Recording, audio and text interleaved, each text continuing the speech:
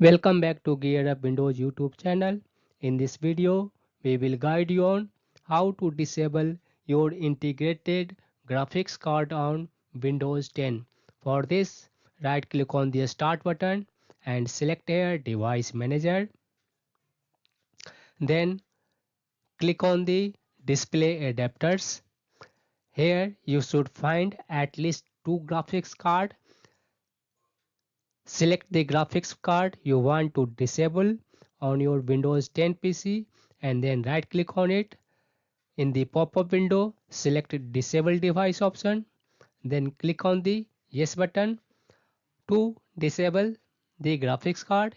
In case you have already disabled it and you want to enable, right click on the graphics card and here you will see Enable Device option.